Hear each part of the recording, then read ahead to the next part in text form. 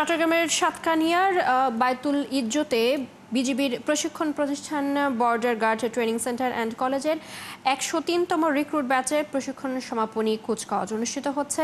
যোগ দিয়েছেন বিজিবির মহাপরিচালক। এই মুহূর্তে সেখানে আছেন আমাদের সহকর্মী সাজিদ সরকার। কথা বলবো তার সাথে। সাজিদ, কুচকাওয়াজে যোগ দিয়ে বিজিবি মহাপরিচালক কি বলছেন এবং এখন সেখানে কি আনুষ্ঠানিকতা চলছে, সব মিলে বিস্তারিত জানাবেন।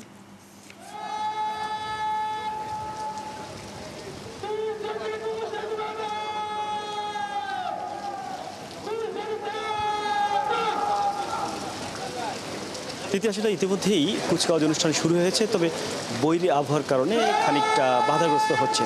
তবে আমরা দেখছি কিছুক্ষণ আগেই বিজিবির মহাপরিচালক মোহাম্মদ আশরাফুজ্জামান সিদ্দিকী তিনি সভাস্থলে এসে পৌঁছেছেন এবং তিনি ইতিমধ্যে আমরা দেখছি যে কুচকাওয়াজ শুরু হওয়া পরবর্তীতে সেটি আসলে দেখছেন।